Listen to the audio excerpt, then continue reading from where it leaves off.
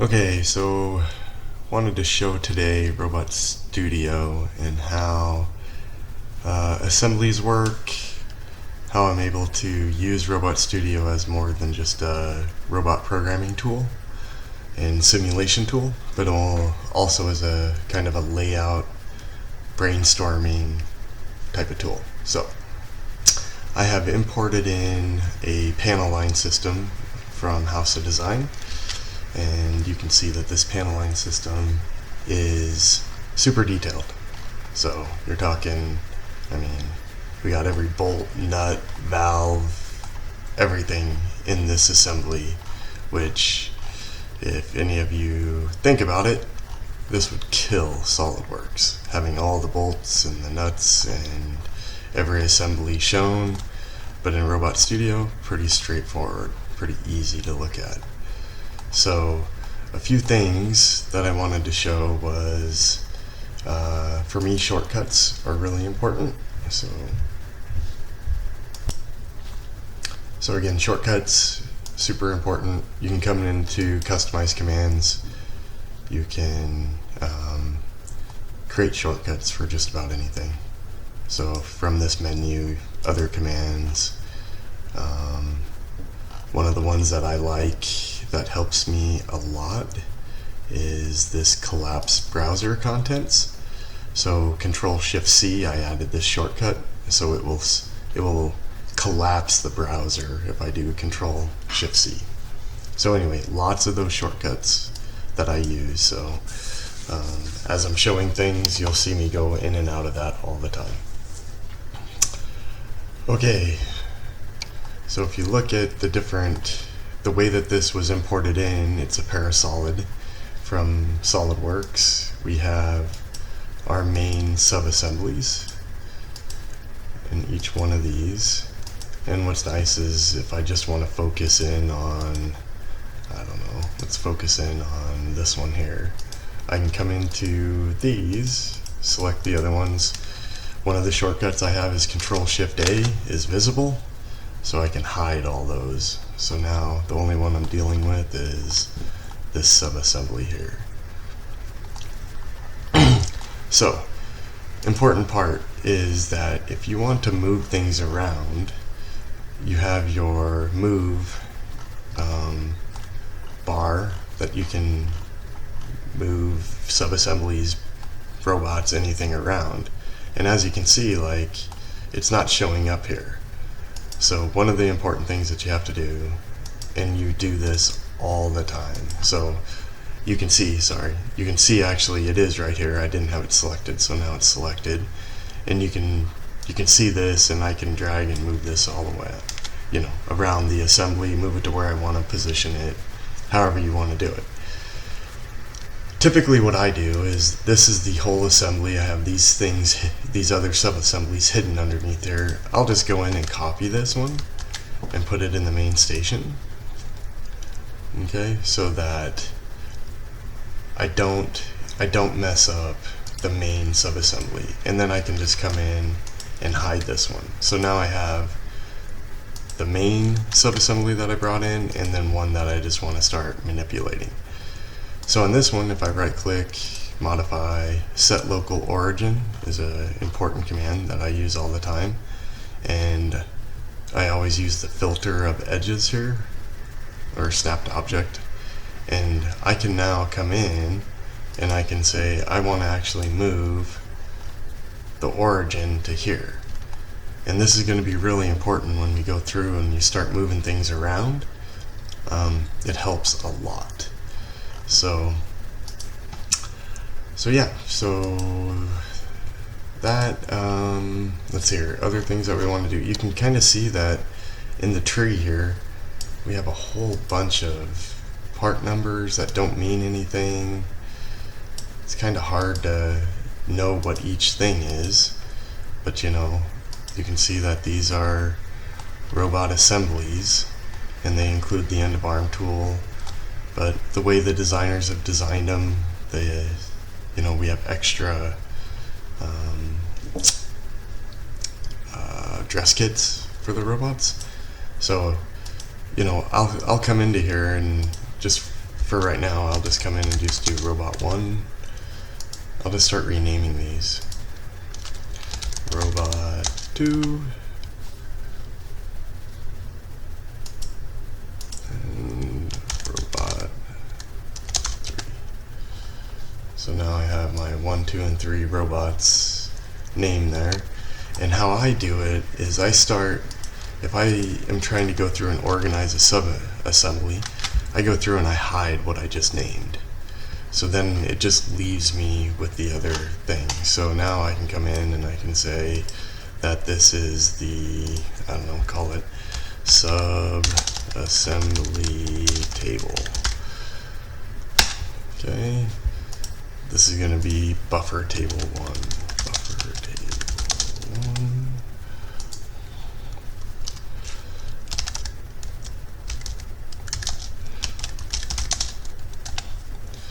But again, as you go down through, if I come in and I actually start hiding those, now I'm starting to see that I have, I have these tracks. Well, these tracks are all,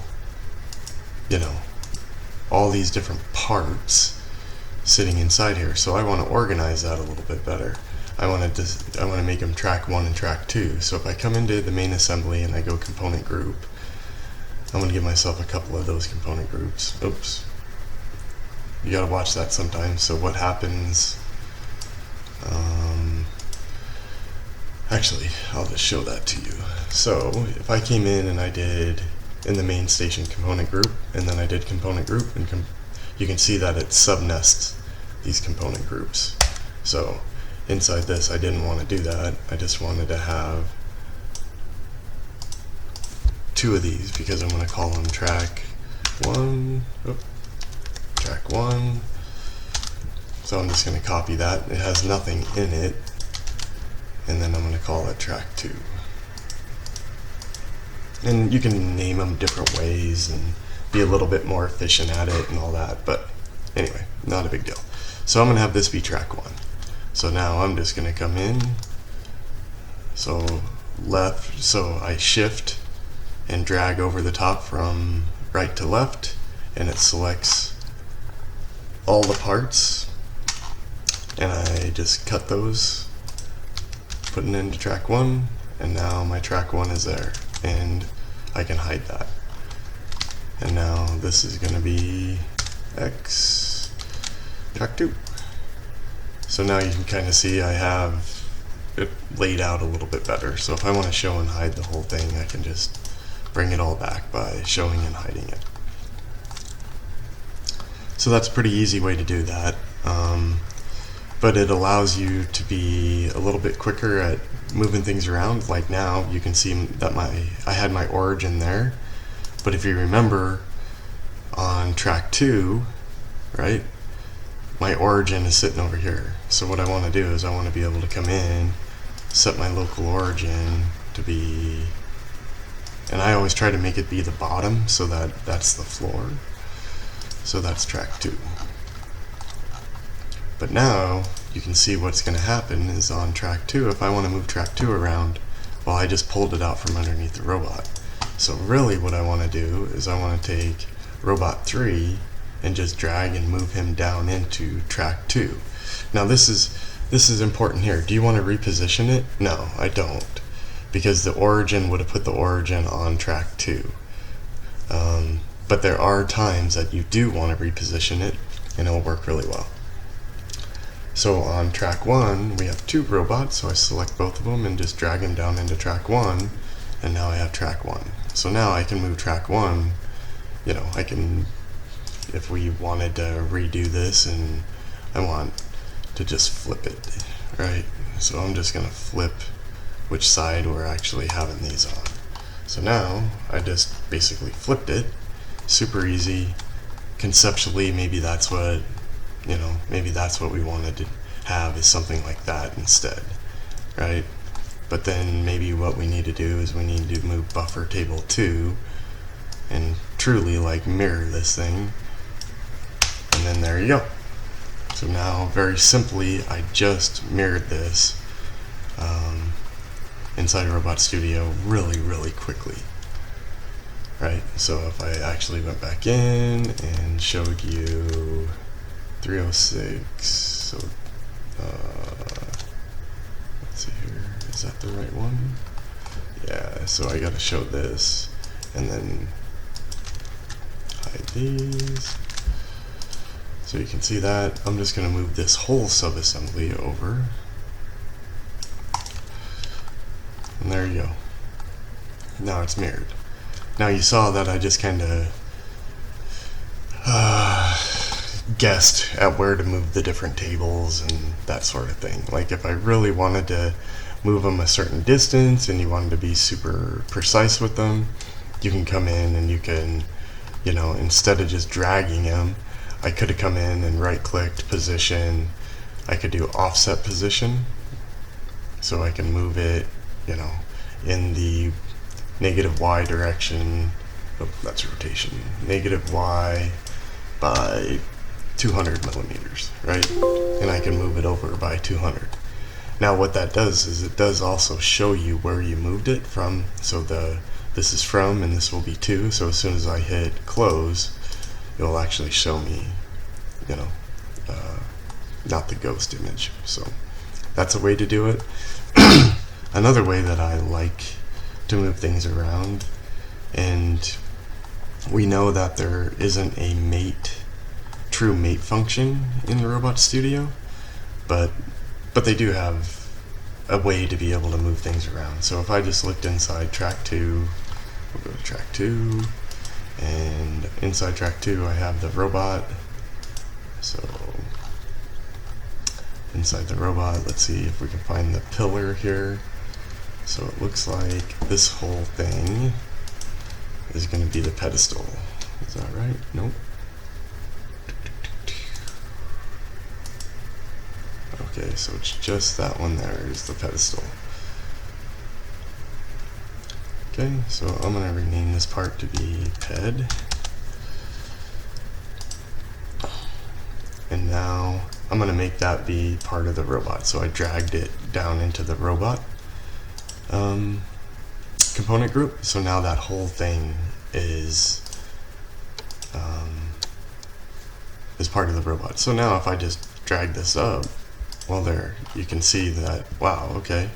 So say I wanted to put this assembly on top of this track. Well, number one, I'm going to go in and I'm just going to hide all these other things so that they're not in the background. We're going to hide that one. So now I'm just working on this. And so I want to come in and I want to move the robot. So now I can do right click, position, and now I can do place, 1 point, 2 points, 3 points, frame, 2 frames. I do 1 point quite a bit.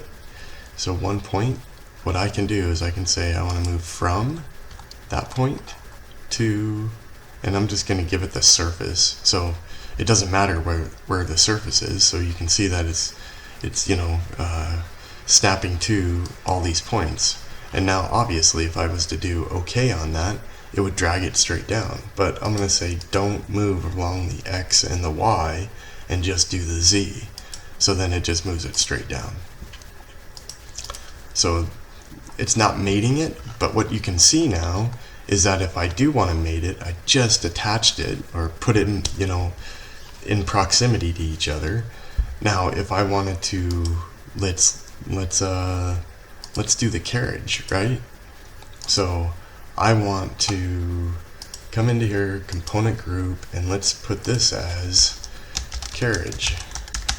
So I can create a component group on carriage and now move robot 3 into the carriage. Well, I just mated the carriage to the robot, right? Oops. Sorry, you gotta actually move the carriage into the carriage. So now I have the carriage and the robot together, and if I click on this, and now they're mated together, right?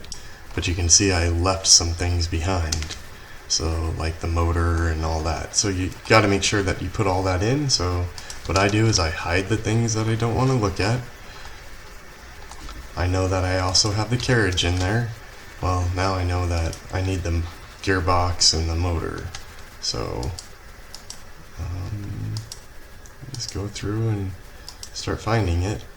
So as I do this, I can cut these, I can put them down into the carriage, and since I'm going to hide the carriage, now you can see I have hidden the carriage, so now everything that I put into there is going to be, as I keep doing it, there we go. Oh. Make sure we hide the carriage. And here you're just taking all the parts that you know that belong to the carriage and putting them down in the carriage. And sometimes it gets a little tedious, like lots of parts, right? When it would have just been better for me to put the track into something else.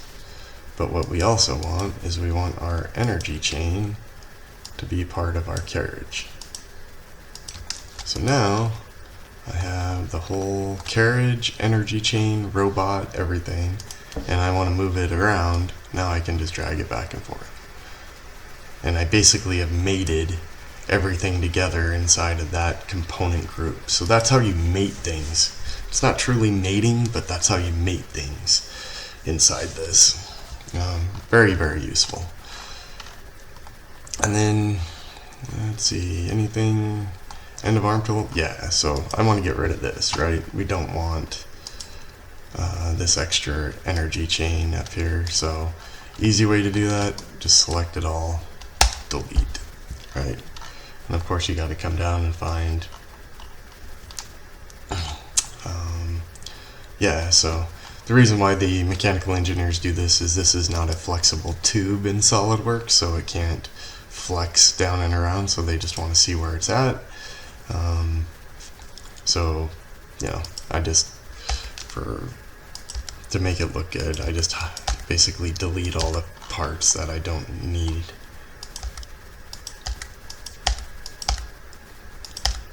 So I just do that. And then this is the same part down in here, so it would actually be flexed down in there. And in RobotStudio you can do that, but I'm not going to show that today. Okay, so there you have it. So now I'm going to collapse the menu tree. Again, this is our main assembly. This is the one that we wanted to look at. So now I've actually made this one, mirrored it, so put it on the other side, and then also made it so that track 2 has a carriage to where I can move it back and forth on the carriage and see where it's at.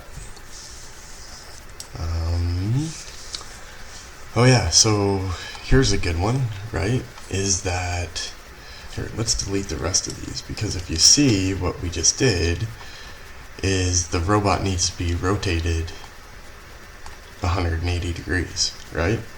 Well, since we put the robot and the pedestal together, all that it is rotating this 180 degrees. So I can come in, super easy, position. It's going to be around the origin, which is kind of nice that it's already on the center axis of that. I should just be able to come into here and just do 90 degrees and flip that robot around. So now he's flipped around. Bolts are perfectly lined up, looks good, and now we just rotated him. So now truly can reach that side of the table. Obviously we would have to go through and do that to these. Probably not this robot here because he is pointing that direction, but for sure we need to rotate this around. Which that would be a little bit tricky because it's not in the center of the carriage like the other robot was. So we would need to do something with that and be able to flip it around. Okay. Well, hopefully that's just a quick overview of how to like move components around. You know, trying to brainstorm inside RobotStudio is super easy. I constantly use it to you know, look at end of arm tools and change, you know, create different end of arm tools that are really simple. Maybe I'll just show that real quick here. Like if I have a complex end of arm tool, but I know that I want it to only be one gripper and I don't have that I don't have that end of arm tool and I need to make it somehow, I'll come in and I'll just totally dissect an end of arm tool and make it my own. So like what? I guess maybe what I want to do is let's do this. Let's take this piece. I'm going to cut that. I'm going to make a component group, right? Because I'm going to actually make it on the outside here. So hide this gripper. So now you can see that I have this. If I really wanted to, I can come in. That's looking top down. Oh, okay. So it's not truly top down because I don't have my settings orthographic. But if I do orthographic and I do top down, hopefully, so the end of arm tool is rotated a little bit on the robot. So, but if I come in and I just want to grab just those, I can do that, put them down into this.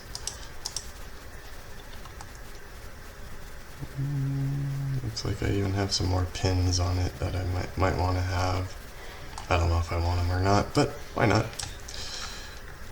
Take those, put them into there, no to all. So now I just created a, we'll call this right gripper.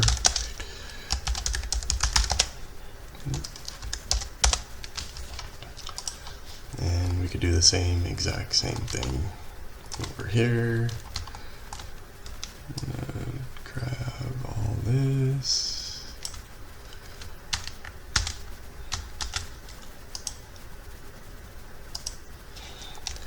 Left gripper. If I hide it and then paste inside of it, it will just go away. So now I got the left and right gripper. I can now do a new component group and do nail gun. It's probably pretty boring, but I want everybody to get the idea of what you can do. So I'm just going to drag all this, grab it all.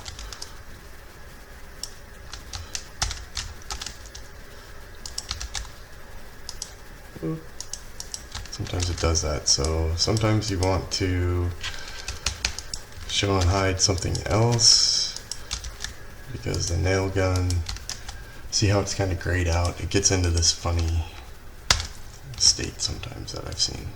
So let's see if it, yep, there we go. Okay, so now grab all your components, whatever it is that you want to put in there. Nail gun, I'm getting it now. So we got a tool changer in there. I think I'm going to take all that.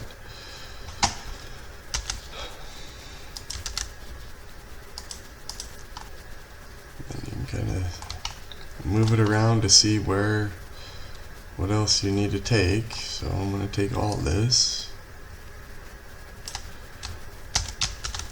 And nail gun. So now I have the nail gun, the bracket. Maybe I'll take the bracket.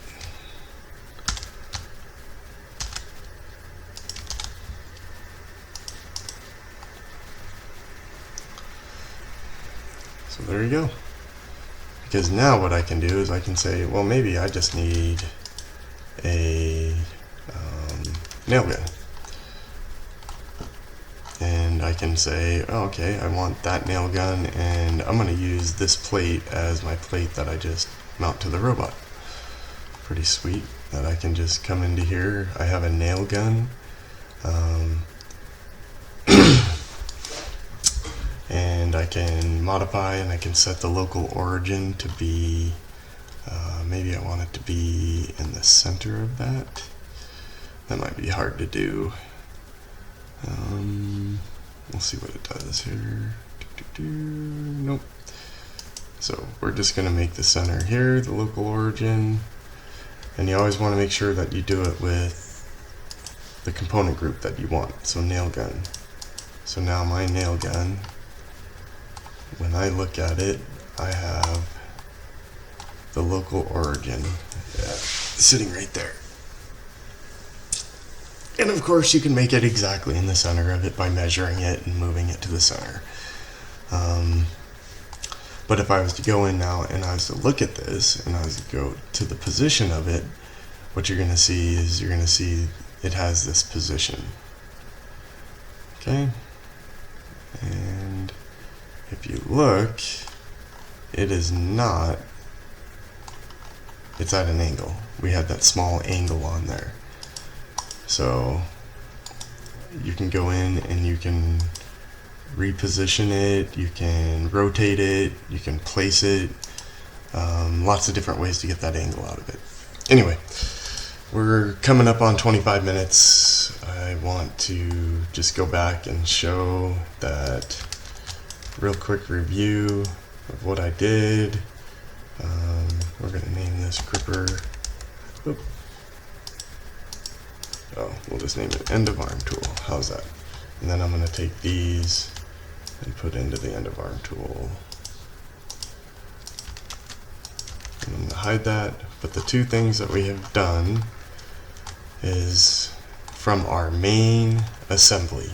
So huge assembly, like really big assembly, right? Big assembly came in, lots of bolts, lots of detail in this assembly, which is awesome. But we were able to pull out the subassembly that we wanted to look at. So we looked at our sub-assembly. I guess this is the subassembly area. We copied that out, we mirrored it, flipped the robot around, added the robot, mated the robot to the carriage. So now we have a robot on the carriage and we mated it to that. So track 2, robot. So now everything's mated to that. And then we also looked at how to look at an end of arm tool and dissect it and put it into different pieces of an end of arm tool. So maybe you want to use something else, just the nail gun. You don't want the nail gun on there anymore, you just want a gripper. So you could do that. Hope that helps.